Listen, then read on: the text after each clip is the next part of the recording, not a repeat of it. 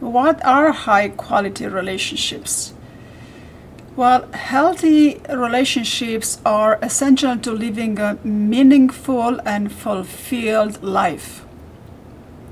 The quality of our relationship with others affects our personal and professional lives and our sense of belonging to our family and to a wider community and belonging to humanity.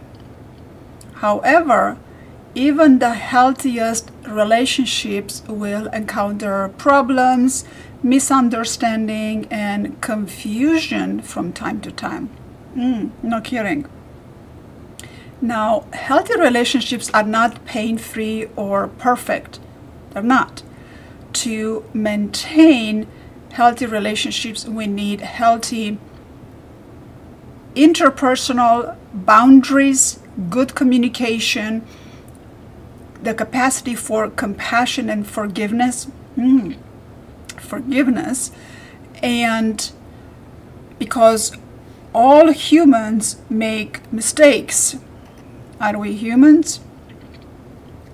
Do we not make mistakes? Oh, we all make mistakes. So when building a relationship with people takes time, and developing trust is essential and requires mutual openness and authenticity to flourish. Authenticity, I am actually working right now on my other authenticity course. It's called Authentic Self Neuro-Coaching with Positive Psychology Exercises. It's a one-on-one training, or you can go at it on your own.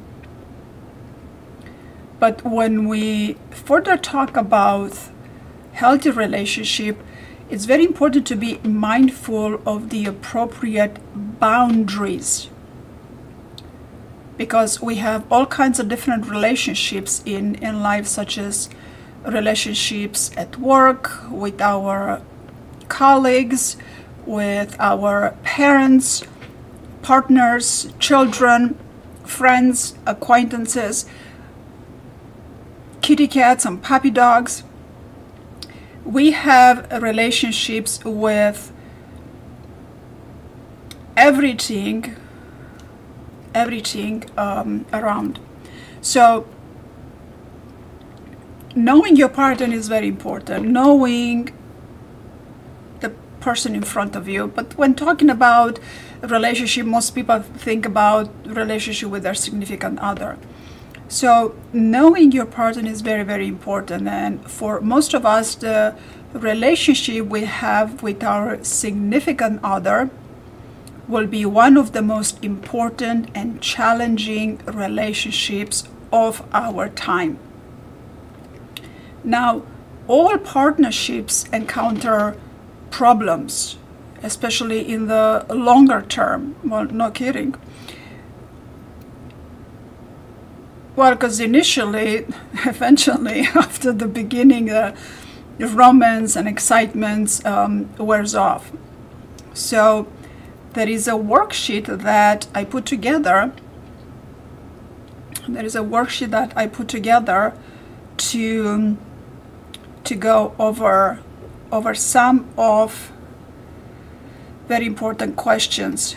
But before we go to the worksheet, what I want to stress on is that the external expectations we have in the relationships are a major factor, because we receive a lot of messages from the outside. We receive a lot of messages from society, from families, from other people in our life about who we should be and what should we value. So of course that once we receive a lot of that, everybody has an opinion of who you ought to be and what you should do and what you should value. and with God to which God to believe in, and many other details, the authenticity begins to be altered. And then we end up spending a lot of time trying to please all of these external expectations. And that is natural to some degree, as we are children and we ought to be good kids. Right? But after a while, it doesn't serve us anymore to keep on trying to please external expectations. Now, being respectful to others, it's different than spending a lot of time trying to please their expectations. It's a big difference. So when we spend too much time on trying to please external expectations, it's very hard for you to be your true authentic self. Actually, you don't get to know what your true authentic self looks like. So you need your authenticity in a healthy relationship, high quality relationship, but also in a relationship, most people begin to lose their authenticity for many reasons. And we're gonna go over some of those reasons later on. But getting to know your true authentic self, for that you need to have a good understanding of your thoughts, emotions, and behaviors. And most people know about, they have a good understanding about their emotions, a little bit about their thoughts, but not too much about their thoughts because there's a lot of unconscious thoughts. But behaviors, a lot of behaviors are automatic, and it's very important for us to become aware of these behaviors.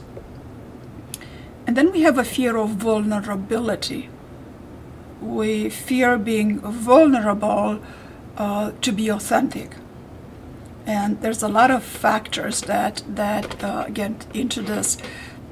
But getting in touch with your authentic self often requires being just a little bit vulnerable and a lot more honest with yourself about what your strengths are, what your weaknesses are, being aware of your emotions. Sometimes not all the emotions are warranted, especially overreacting. And for a lot of people, this becomes a bit uncomfortable to be just a bit more vulnerable, but to be a whole lot of honest with themselves. And a lot of people don't quite know what that honesty looks like. So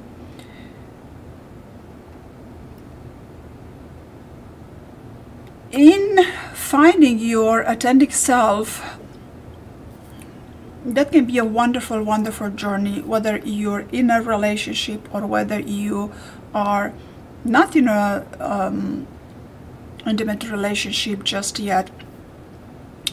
Why I'm saying, because I've gone through this journey and I've crafted a lot of cognitive and intuitive experiences, exercises. They're not just exercises you cognitively go through it.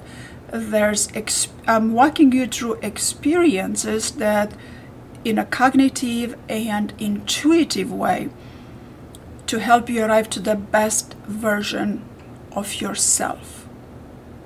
Because there is a best version of yourself.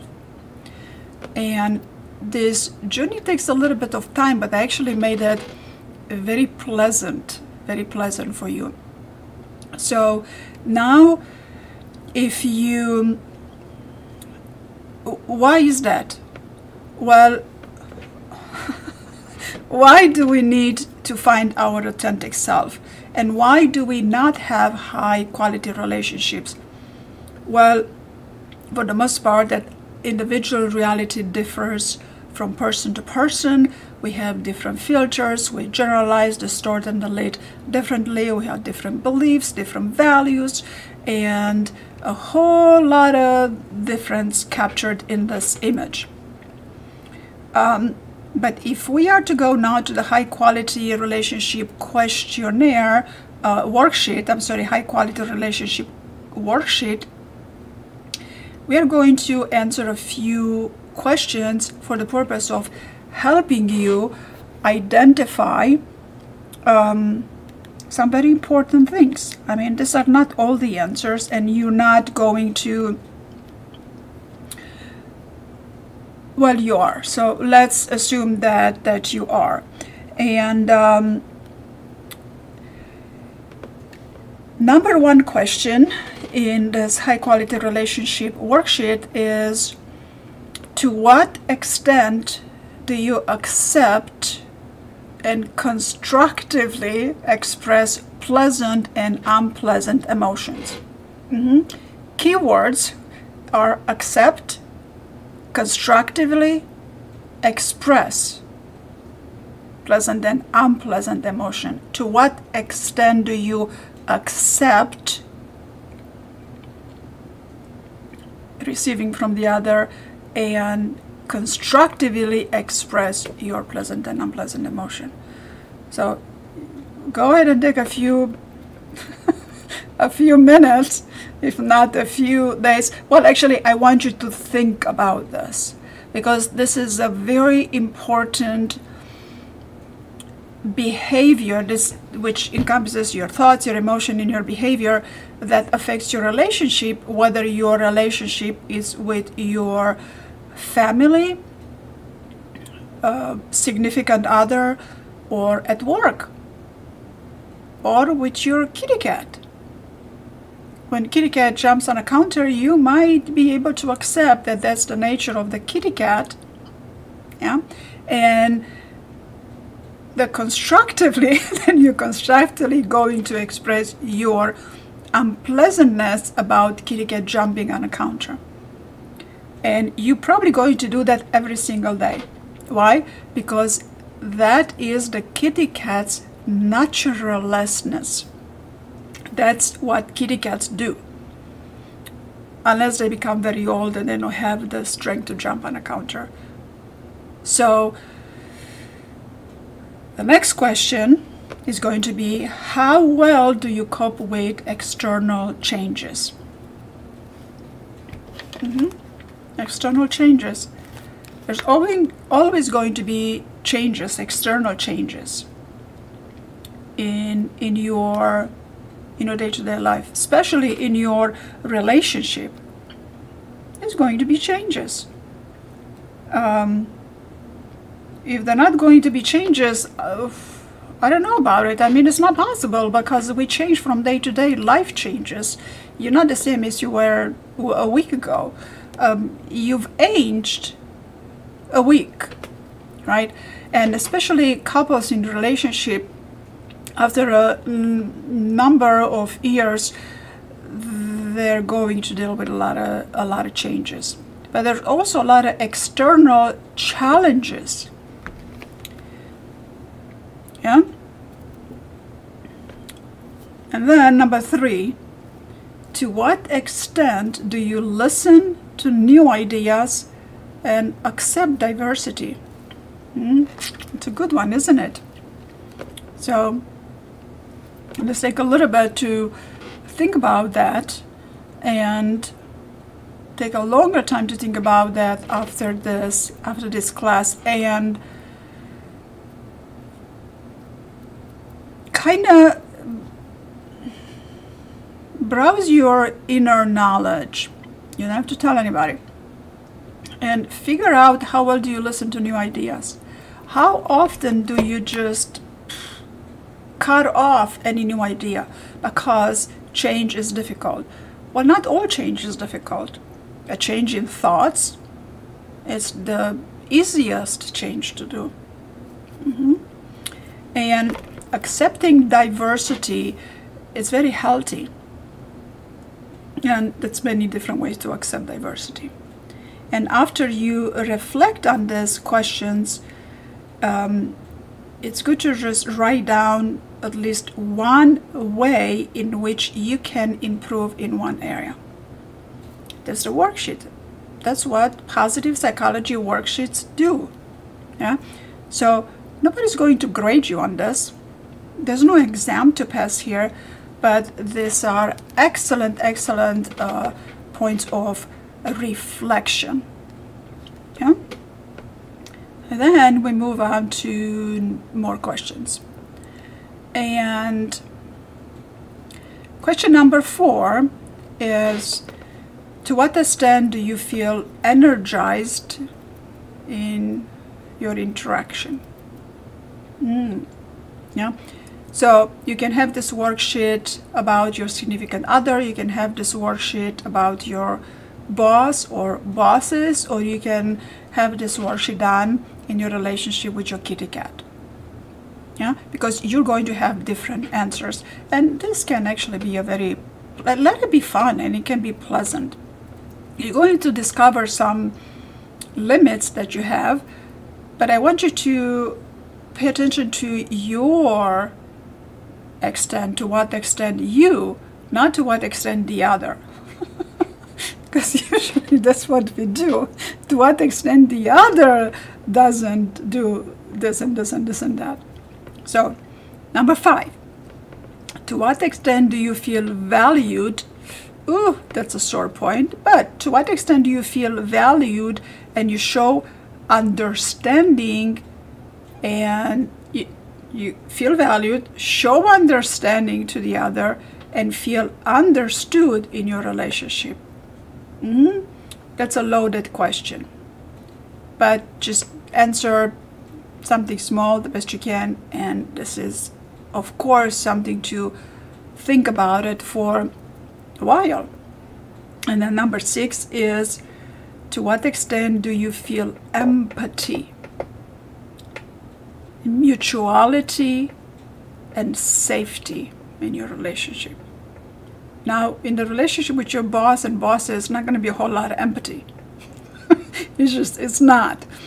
Some degree, yeah. Mutuality, I don't know much about mutuality because you're paid to do a job, right? Safety, well, I hope your work environment is safe, unless you're a firefighter, police officer, or a construction worker, or any other type of work that deals with hazardous environment or hazardous materials. But in a couple, in a significant other relationship, empathy is important, mutuality is important, feeling safe is important, and one of the first thought you're gonna have, it's how the other is not mutual with you, which is not what this worksheet is about. This worksheet is about you, because this is going to take you, places. And it's going to bring into your awareness, self-awareness is important. It's going to bring into your awareness what possibilities are there for you to become more authentic, because you are now motivated to develop a high quality relationship. You are motivated, right? And again, when it comes to authenticity, I just finished the introductory portion of this authentic self with my specific feelfulness, proprietary feelfulness techniques as a neuro-coaching. And I'm also going to incorporate positive psychology exercises to have you, to provide experiences for you which are both cognitive and intuitive. Yeah, and this is going to help you a lot with your authenticity. You need to have authenticity to have a high quality relationship. And authenticity, it's subjective to you. You know when you are authentic. Yeah. Forget the external demands of how somebody or what somebody is telling you who to be, or what to like and what to do, what not to do. Well, you ought to respect the laws. I mean, there's laws and rules and common sense and good behavior that, we have to respect that. We can't just be authentic and do whatever we want. That's not what authenticity is, right? And we're also going to talk about bridge statements. Why? Because in a way to which we communicate, we often communicate in a harsh way. We communicate in a not emotionally intelligent way. So what is a bridge sentence? A bridge sentence is also known as bridge statements are a great way for you to help you build up a healthier self-esteem. So now the definition of a bridge sentence is that it's also known as a paragraph bridge, and it's a type of sentence that helps connect a direct way to an indirect way, and it conveys an empathy and a mutual understanding. Well, I have a stampede of thoughts again. It conveys a mutual understanding. But if, for example, let's say that that you have a really bad body image, a lot of women do. Not all of them, but a lot of women do. And then you look in the mirror and you said, oh my God, I'm fat. And you say, oh my God, I'm ugly because I'm fat, or whatever. Oh my God, I'm fat and ugly. So what the bridge statement is going to look like is like this. It's possible that I'm not as ugly as I think. So there's this permissiveness and tailoring and all of this Ericksonian principles. And then it might be, but it's possible that I'm not. So you're not arguing with your old beliefs. Yeah? And then you could say, I could be overreacting. And probably you might be, or you are. Randy?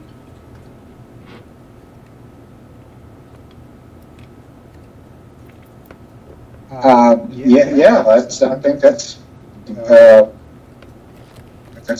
exactly what I understood bridge statements to be. The bridge statement, as I'm learning it, is a bridge between point A and point Z. If we're encouraging people, we being mental health professionals, self-help professionals, coaches, are encouraging people to think positively, see yourself in a different light, to look more, and you hear that a lot from life coaches.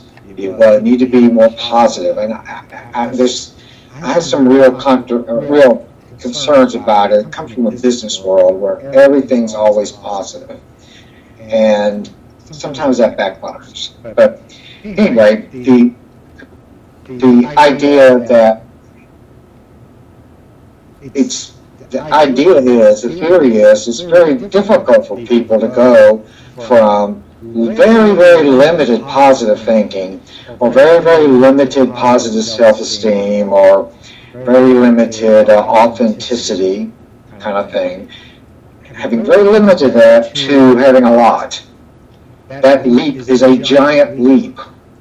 And it is the equivalent of saying, well, I'm going to change my eating habits 99%. I'm going to cut out, starting tomorrow, I'm cutting out meat, I'm going to cut out carbs, I'm going to cut out refined sugar, blah, blah, blah.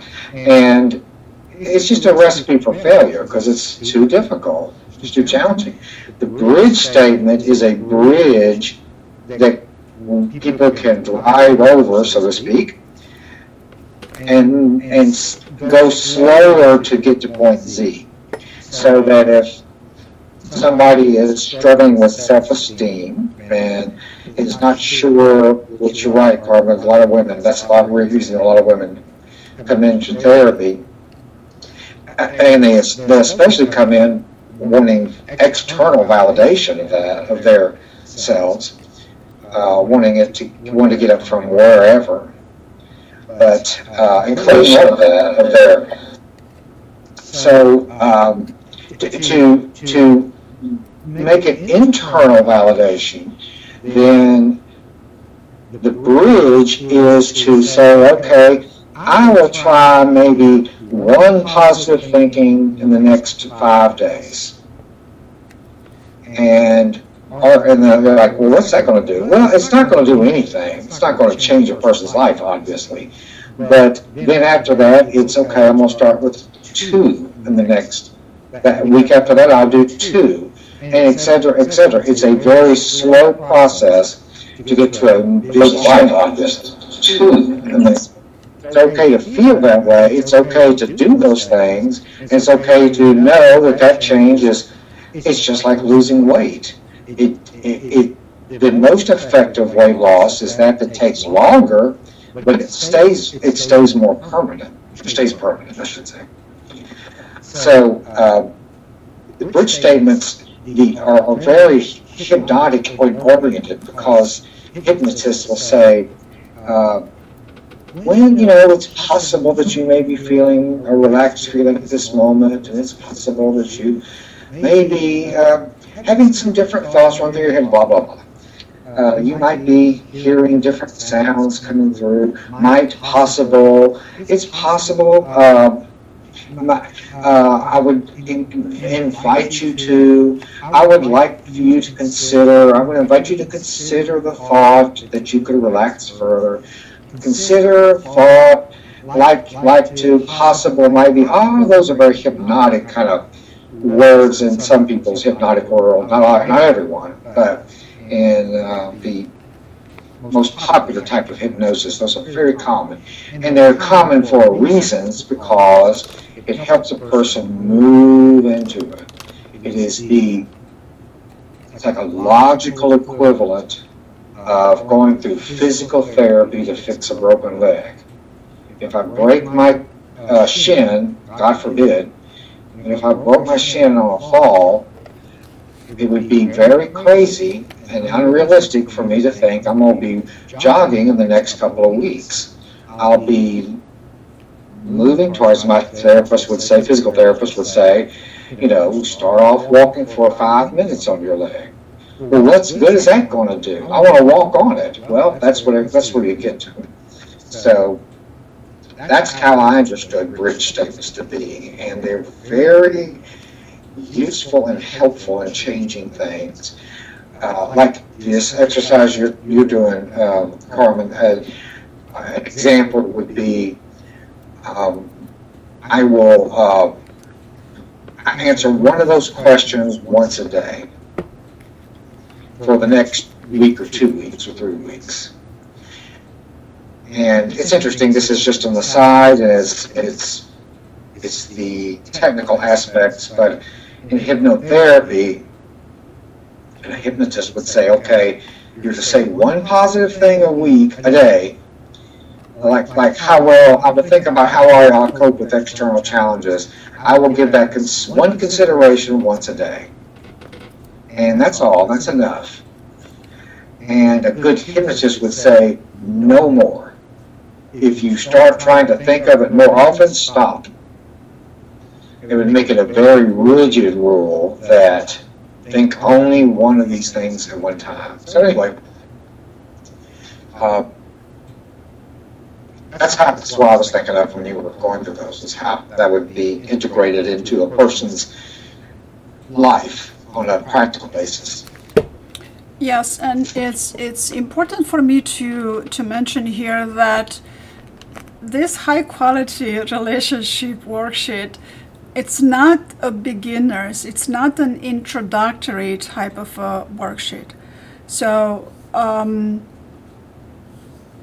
why are we talking about relationships today? Because it's right at the beginning of the year, and a lot of studies show that the highest rate of divorce is at the beginning of the year. We go through so many holidays, and so much needs to happen during these holidays, and a lot is Okay, I'm not gonna say a lot. I have a stampede of sentences again. I don't want to touch up on some sensitive points, but during the holiday season, when it comes to relationship, much more is required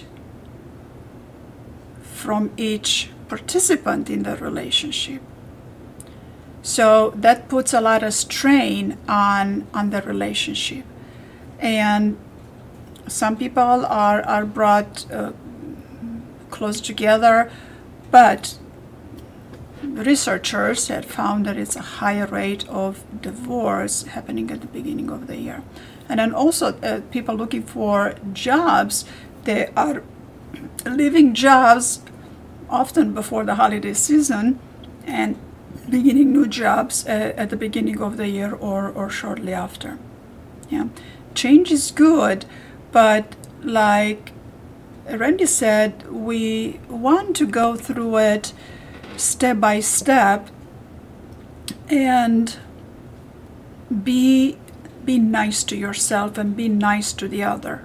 That means have empathy for you, have empathy for the other, because as you have emotions and feelings and thoughts, so does the other. So you are not going to know what the other is thinking or feeling unless they disclose it to you.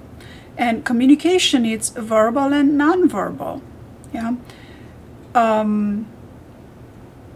After a while, you might just, no, I wouldn't recommend for you to interpret a behavior as a statement. Sometimes you can if the behavior is, well, there's communication. So sometimes, not all behavior is communication. Some behavior is and some is not.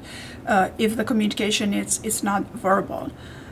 But when it comes to number one, to what extent do you accept and constructively express pleasant and unpleasant emotions? Well, it's a loaded question, and it's going to take a little bit of time for you to go through it, right? And the key words is accept, constructively express. Yeah. So what are you going to accept? One of the first things that you're going to accept. Well, one of the first things you're going to accept is that as you have thoughts, emotions, and behavior, so does the other person have thoughts, emotion, and behavior. And as I talked about authenticity earlier, you want to find your true authentic self, so does the other person want to find their true authentic self. So you're going to be on your journey and they're going to be on their journey. Yeah. And so this is going to be a challenge. Is it an external challenge? I don't know if it's an completely external, this particular example of you going on your journey of authenticity and the other person going on their journey. I don't know if it's an external challenge per se. An external emotional challenge, yeah. But then how do you cope with this? And again, what is coping? Coping means accepting, being acceptance, constructive empathy. If a lot of people don't understand what coping is, yeah, accept, constructive empathy. Yeah. So then you are on your way for finding your true self, reaching the highest potential, the best potential that you can be. You want to be the best version of yourself, finding your true authentic self. That means you ought to listen to new ideas and accept diversity within yourself, different parts of yourself, and understand that everybody has their own reality. You have your reality, the person in front of you has their reality. Why? Because we all have filters. We generalize, distort, and delete everything that's happened. So when the generalization, distortion, and deletion happens to a very high degree of incongruency, differences between one another, your relationship might go through challenges. Yeah. But it's interesting to see that right here at the bottom of, is this showing up? Me moving the cursor, it's not showing up. Right here at the bottom, in a gray area, you have the beliefs and then the values. And a lot of the beliefs and the values, you grow up with it, you inherit it, they come from your upbringing, your family. But it's interesting to find out that some of the most successful couples, they come from very different backgrounds, especially very different religious background and upbringing. And because of this diversity, they bring in the diversity and they bring in their authenticity of what they know their authenticity to be at that point, and then they grow together. They respect the other's values and the positive, the constructive, the enhancing aspect of what the other brings, and takes in the constructive, positive aspect of what the other one brings and put it together and grow together like that. Some of the most successful couples come from different backgrounds. And one of the most interesting things I heard from someone of Christian background and someone from a Jewish background is that they never talk about religion. That's a good relationship. That's a start to a very good relationship. There is so many arguments that you have, and you can break a relationship just by talking, go over religion, and then just by going over what's right, who said, what is this? Yeah, right here. Who you should be according to religion and what you should value according to religion. So these are very important things to consider when it comes to high quality relationship, the worksheet. And if you would like this worksheet being emailed to you, make sure you message me privately with your email address, and I'll be happy to send it to you. Randy? I just wanted to add that it's very, one thing that is a truism is that there's such a, if you're talking about marriage or interpersonal relationships that are intimate interpersonal relationships, there's so many variables, so many varieties that nobody's ever been able to determine what a normal interpersonal intimate relationship is. There are ideas and there are values that people have that come from, their family, religion, somewhat of the culture, but it's the same kind of with families. It's hard to know what a normal interpersonal relationship is, and I think we see that. I know as I've gotten older, it's becoming more and more out that two people can live together under extraordinarily diverse situations and be perfectly happy. When I was growing up, it had to be a woman, a husband, 2.5 children, and a white picket fence. And if it wasn't that, then it was not normal. And they had to be white, of course. So that's changed drastically, and as the world's evolved, thank goodness, then we see that there's just such a variety. So I interpret that as being good news, because it means that if you're working for a high quality relationship, there's not some specific set in stone in a book somewhere or a worksheet that says this is what we need to be doing. That's not really true. It could be whatever two people consider to be their values and their high values. So I just was aware of that, because when I was doing marriage counseling, it was it was impossible to know what was normal. There was nothing, no such thing as a normal interpersonal marriage or intimate other relationship. They were just too diverse, and each one had their own qualities. So anyway, I just thought that was a point that would be good to remember, that the point is, again, that searching for a high quality relationship, trying to achieve that, if it's in an intimate relationship, or if it's with friends, or if it's at work, or if it's with the landlord, there's no certain way it has to be. There is no standard way. You mean there is no standard way, there is no rules other than respecting the law, respecting each other, and work on building that relationship, being kind and have empathy to another. There is no relationships are, you're right, there is no standard. That's why we have emotional intelligence. That's why we have therapy. We have worksheets like this. That's why we have journeys into your authentic self. Oftentimes couples, they go journey together, but and what happens with couples is their identities begins to,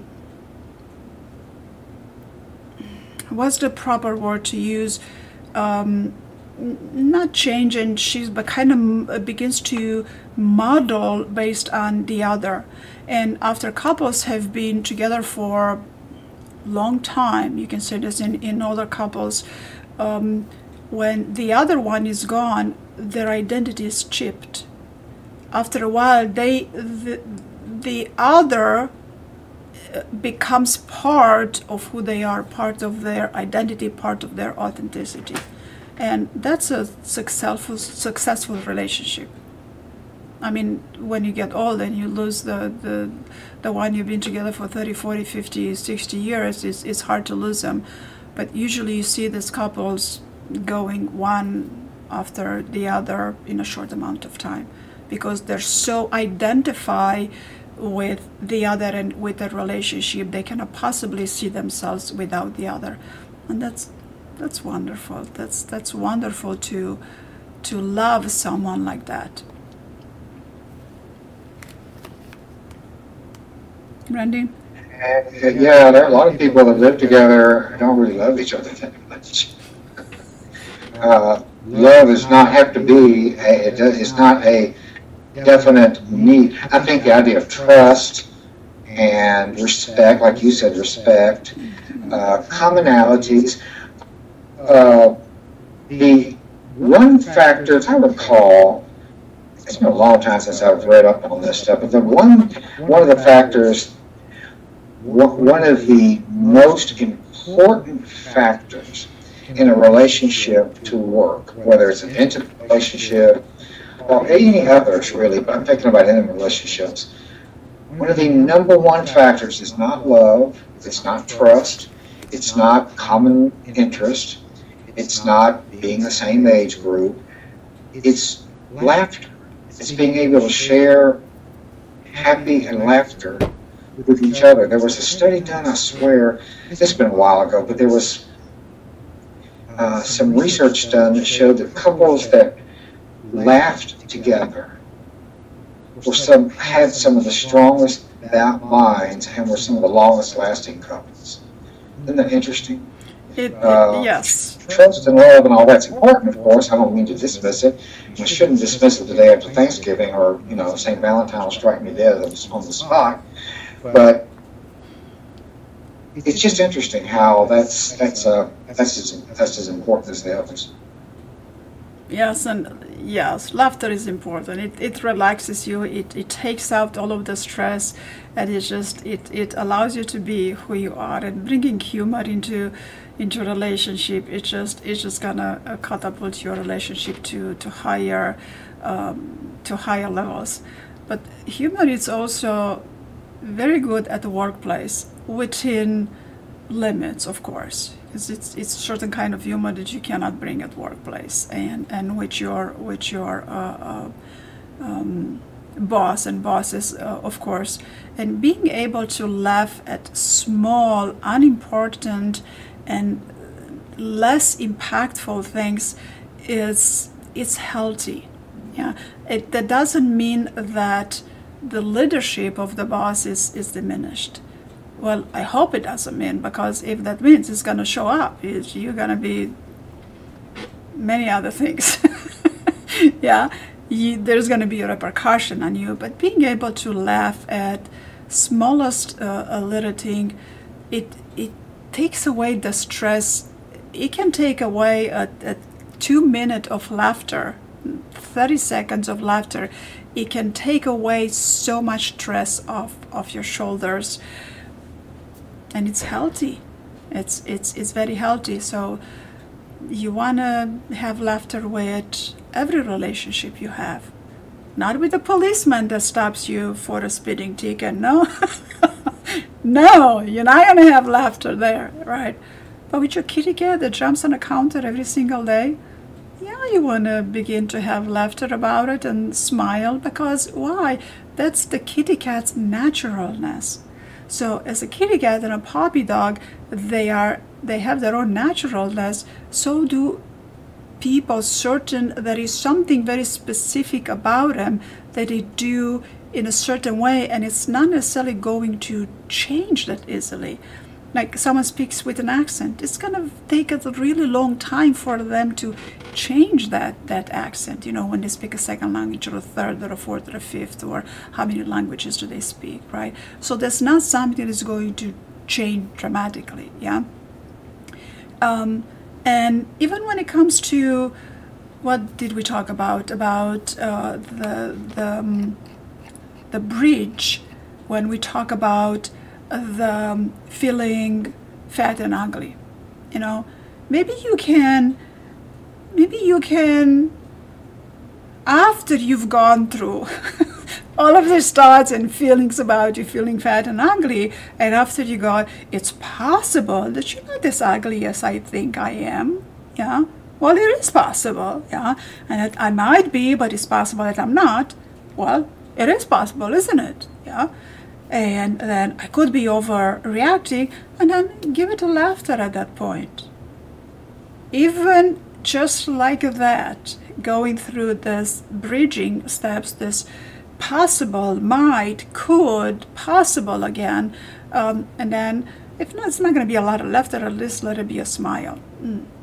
Yeah. If it's not an authentic smile, then at least bring the corners of your mouth up, like this. Yeah. Well, it's not an authentic smile. You can see it's not an authentic smile. Yeah. This is an authentic smile, but doesn't matter, because even if you just bring the corners of your mouth up, something happens.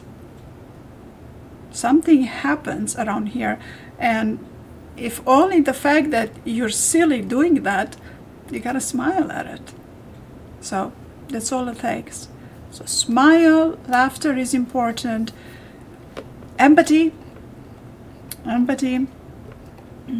did we say? Accept constructive expression. Empathy. Coping. Coping basically means accept constructive expression, and also means adapting, adapting to challenges, to something that's different.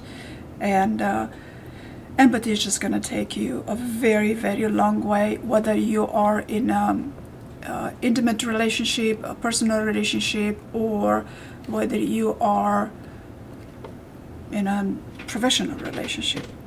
Randy? Yeah, the thing about being authentic or communicating and expressing things is, and especially even about laughter, is how can I do it myself? If there's going to be laughter, the laughter that, I think you mentioned it, Carmen, but the laughter that's important is that I can laugh at myself. I think that you mentioned that.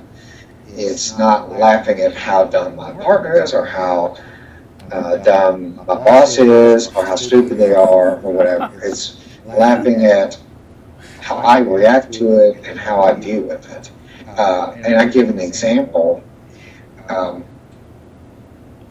Laughing at how much emphasis, and maybe not laughing, it's not the right word, but wondering to myself how important appearances are in the big scheme of life, truly. If I'm overweight, and I look overweight, I don't like to be overweight anymore than anyone else. But if I am, and I look overweight, or I look unattractive, what does that matter in the big scheme of things? Well, I can't be happy. Well, there's no proof to that. If that were true, then out of the 6 billion people on this planet, probably 9.5 billion of us would be subject to misery the rest of our lives. There's only a very, very small percentage of people that could be considered classically beautiful. So, men and women, I'm talking about, not just women. Correct. But if I'm unable to achieve that, what does that mean? And how much do I?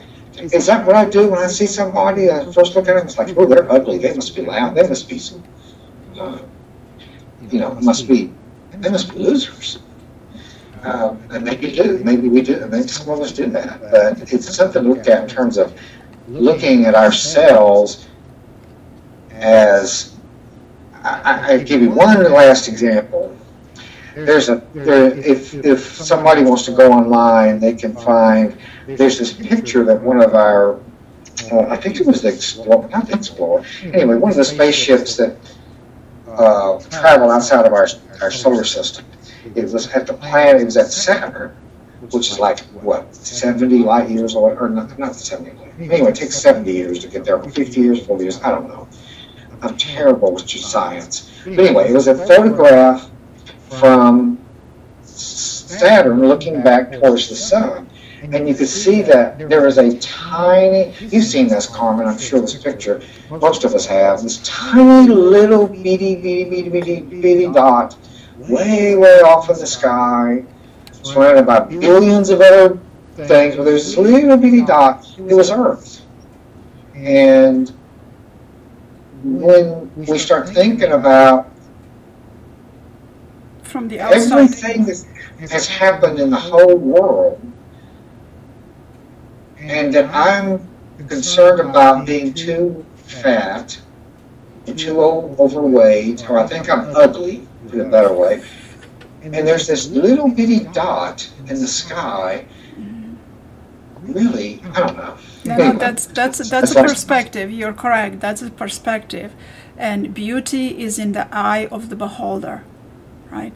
Beauty is internal. It doesn't matter how beautiful externally you are, which actually they measure beauty, especially the facial beauty, with the Fibonacci sequence.